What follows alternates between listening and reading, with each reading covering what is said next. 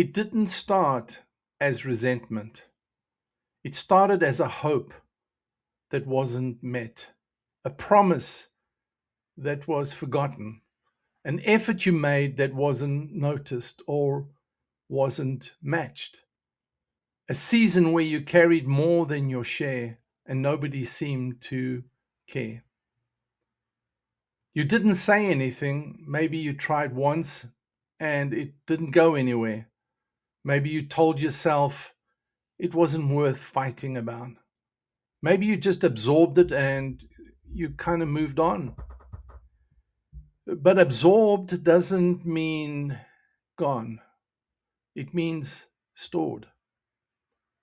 And over enough years, stored disappointment becomes resentment, a low grade element that basically shapes how you interpret everything your spouse does, colors how you receive their affection, makes you more defended than you want to be. You put up walls. Hey, I'm Coach Shaun, and this is week 10 of the marriage we're building now. And this week we're talking about what happens when resentment has been quietly building for years and what to do about it. The scripture in Ephesians 4:31 and 32 says this: Get rid of all bitterness, rage, and anger, brawling and slander, along with every form of malice. Be kind and compassionate to one another, forgiving each other, just as in Christ God forgave you. Now, notice that instruction isn't just to forgive, it's to get rid of bitterness actively, deliberately, intentionally. That word bitterness is what resentment becomes when it's left untouched long enough. Paul isn't describing some rare condition here. He's describing something that takes root quietly. In ordinary relationships, when real things just do not get addressed properly, and that includes marriages. Resentment is one of the quietest threats to a long marriage, precisely because it doesn't look like a crisis. Crises are obvious. You know, and it's, yeah, you know when you're in one, and it's very observable. Resentment, on the other hand, is very subtle. It shows up as a slight edge in your voice, a reluctance to be vulnerable, a pull towards distance when your spouse reaches for you. It's a tendency to assume the worst interpretation of what they do. You see the worst in them all the time. It can live in a marriage for years without either person actually calling it out. You're not fighting, you haven't separated or divorced. The surface looks functional for all intents and purposes, but underneath there's this running tally, even if you'd never admit that. You cannot receive love well when you're carrying resentment. You've got your guards up, you've got your shields up, the walls are up, the defense shields are up. And so it's hard to penetrate it with affection and love. So even when your spouse is really, really trying, making the effort, showing up differently, you filter it through the lens of accumulated past, of all the resentment. The kind gesture lands too little, too late in your perception. The apology reads as insufficient. The effort gets dismissed because you've been waiting longer than you should have had to wait. It's not a character flaw. That's what resentment does to a person. It protects you from being hurt again by making sure you don't let anything good fully land.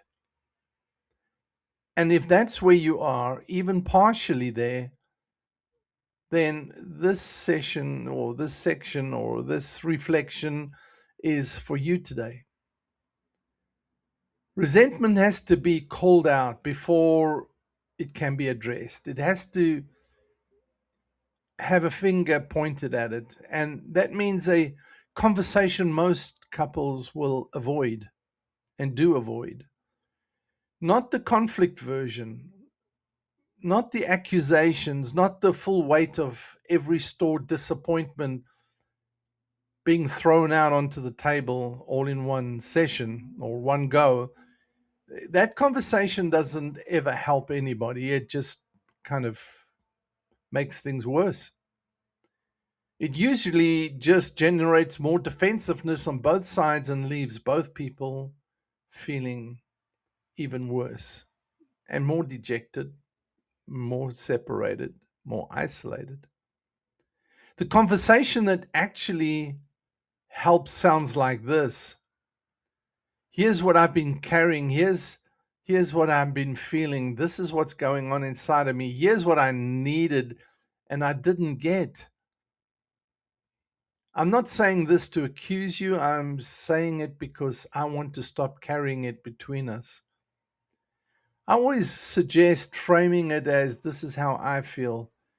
If you keep the accusation out of it, I mean, even this is how I feel kind of leaves the accusation, but I feel like when you begin pointing out the faults and saying you did and you didn't and you should have and you could have, it kind of leaves the person indicted and they feel accused. And now they're either going to try and justify themselves, defend themselves, and that often can take a different form, which means it's the fight or flight situation. They're either going to fight to defend themselves or they're going to withdraw even more. They may stand there and take it, but within themselves, they just withdraw even deeper.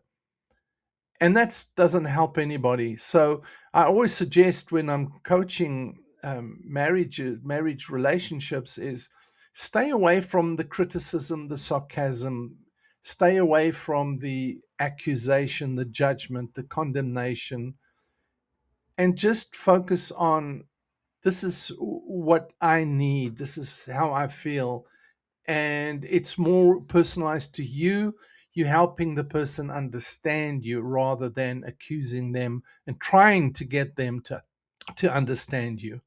So the conversation requires courage from you, obviously, but there's also humility in the person hearing the conversation. And that comes to another principle that I really believe in, and you will probably hear this from me often, but Stephen Covey taught me something that was really brilliant. Understand before being understood. Take the time to understand the person empathetically. So if they are struggling, they're struggling with resentment for whatever, we're not perfect, so we do things wrong. So it's possible that a spouse can feel resentment because you've failed in some area and you don't even know it. But in that case is like listen to understand why they're feeling the way they are. There's something that they need that I'm not giving or that they're not giving, etc. And but the more you understand, take time to understand, then the more you will be understood. It's nearly like a reciprocal process that takes place. If you take the time to understand, you've set up a environment for you to be understood. So it takes courage and it takes humility, but it is the only path out of the slow damage that accumulates through resentment. And resentment does cause damage, a lot of damage, acquired damage. The alternative is just keeping score and staying defended, waiting to see if they'll figure it out on their own. And this doesn't work. It's like, I'm going to watch you, I'm going to let you stew, I'm going to punish you with silence, I'm sulking. That's really what it is. And it never works. It never works. Resentment has to come into the light. It has to be brought out, because that's where it loses its sting, where it loses its power, where it doesn't do long-term damage that sometimes is hard to come back from. And this is more common than people actually want to admit. So here's something I suggest you do this week. I submit it to you. Just for you, this is not a joint exercise. Write down one thing that you've been carrying as a resentment. Don't share it right now. Just call it out for yourself. Put your finger on it and say, hey, you have got resentment in this area. Under it, write what you actually needed that caused that resentment. What did you need that you feel your spouse should have given? The real need is underneath the disappointment. So how were you disappointment? How were you disappointed? What was the need there? And then this is really priority here. Tell your spouse the need. You don't have to go and blurt out the resentment. Just say, this is an area of my life I need. What I need was, or what I needed was, what I need is, just one sentence. And again, if you're growing in your relationship where you're actually communicating with understanding, see if they can hear the need without the weight of all the history that's gone with it, all the past, bringing up all the mud and dung. The resentment doesn't have to be named. The need does. You've been carrying something. You don't have to be carrying it anymore.